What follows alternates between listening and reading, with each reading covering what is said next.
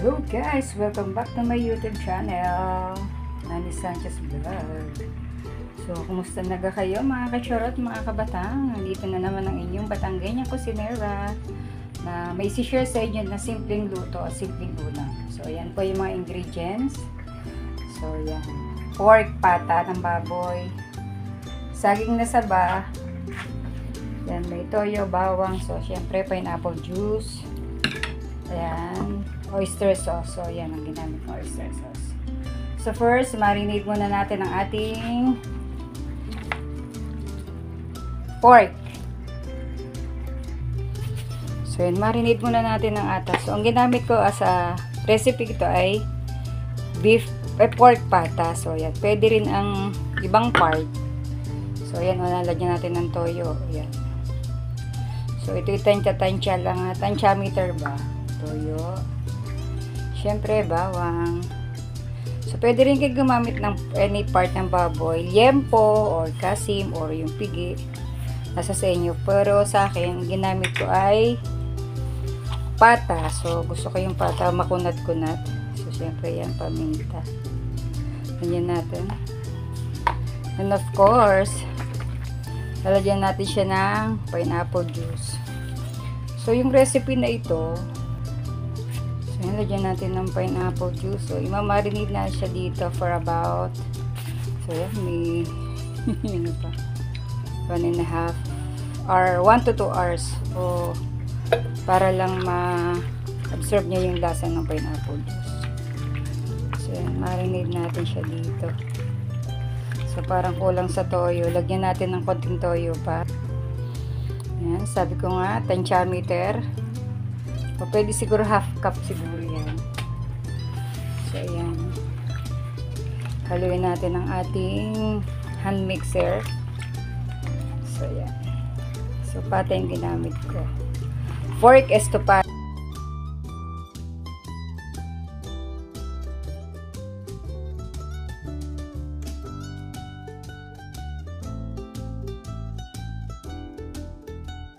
Kalimutan ko pala oyster sauce. Lagyan mo pala natin oyster sauce.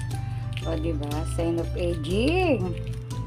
Ang anyong Batanggenyang kusinera. So, yan. 1 sachet lang. And then, mix uli. O, diba? Para ma-absorb na niya yung ano. Kaya nilagyan na natin.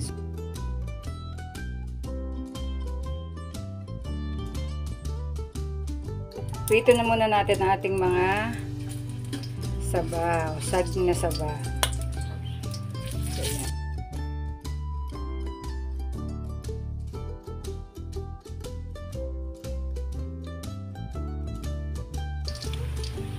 So, yan, luto na ang ating saba.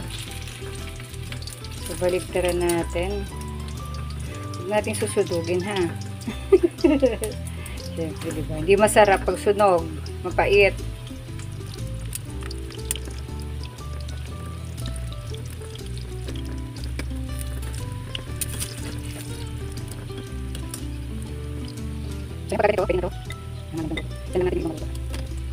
So, yan, okay na yung ating saging. So, alisin na natin. Baka masunog pa.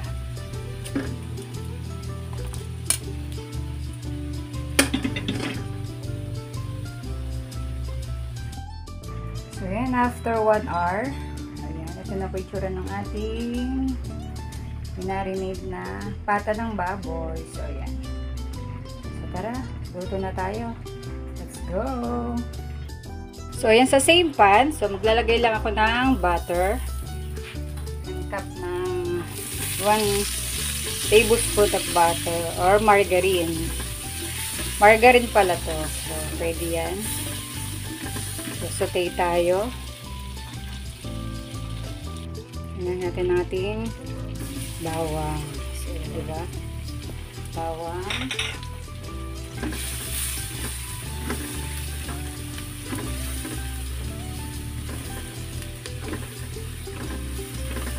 Bango. Bango na. Ayan. Then, ang ating onions. Ayan. Saute lang natin. isa.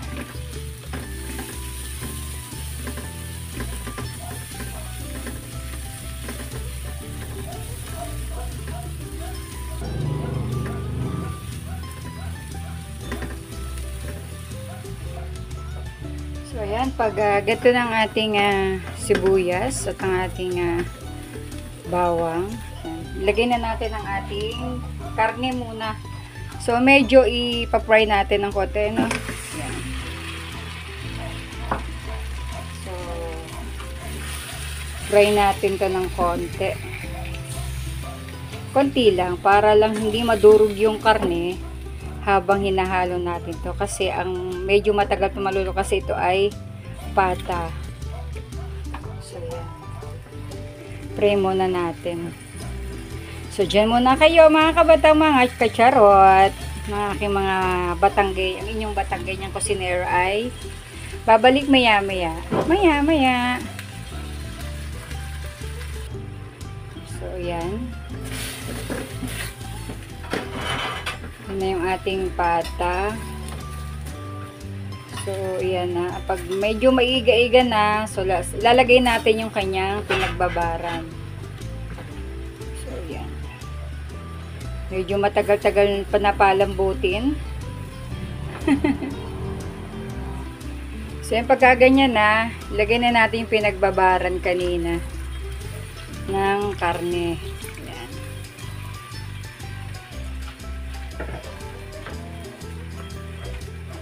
Ayan, dadagdagan pa natin ng tubig kasi diba matagal itong maluto. So, yan, dagdagan natin ng water. Yan, marami-raming water.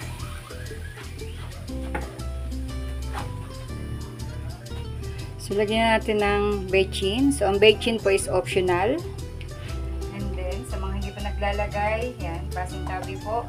Yan, then, dagdagan natin ng konting paminta pa. Ayan, konti pa. Mas masarap maraming paminta, no? So, wait natin na lumambot.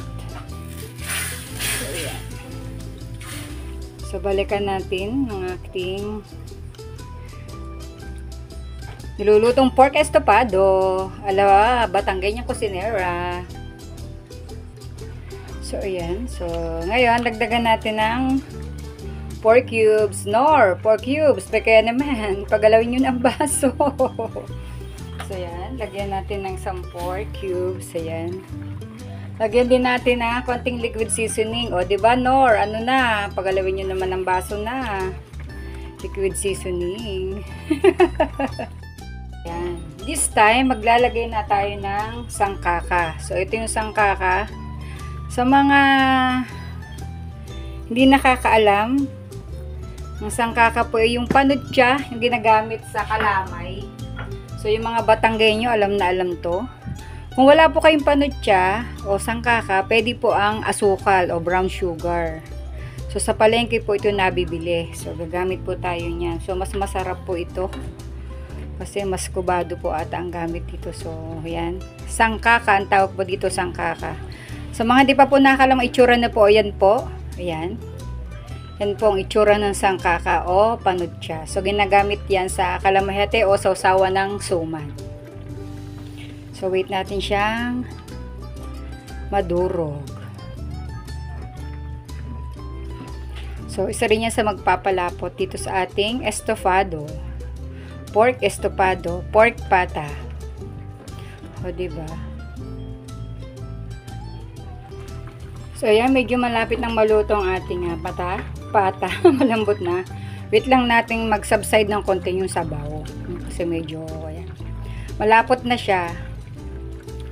O, diba? Malapot. Ganang sangkaka na nilagay natin. So, wait lang natin naman ng konting sabaw. And then, kakain na tayo, mga kabatang, mga kacharot, mga kabatanggay niya kong kusinera. So, yan, maglagay din pala tayo ng whole peppercorn. So, mukha siyang humba, diba? So, only difference, ang itong recipe na to is walang tausi, walang ano pang nilalagay.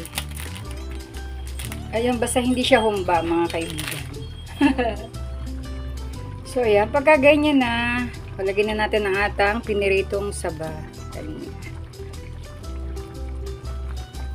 So, yan. O, diba? So, lalagay na natin ang ating piniritong saba. Malapit na natin siyang hindi na sa kawali. So, yun, diba? Sarap. So, yan. Ready na ang ating pork estofado. O, diba sarap. Sa may konti-konting sabaw. So, tara. Plating na tayo.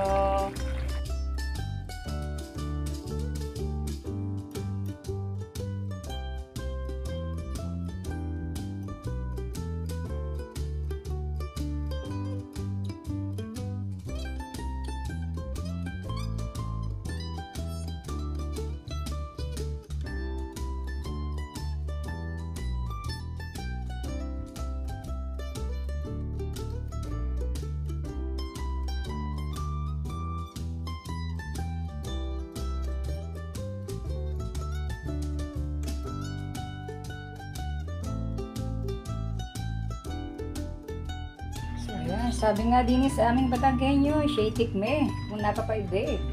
O, dali. Tikme.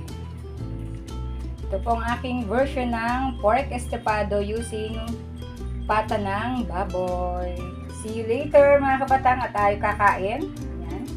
Magluto na rin po kayo ng ganitong potahe. So, alam ko namang meron po tayong kanya-kanyang version at masarap din po yung version nyo. So, yan. Ito po yung version ko ng pork estofado.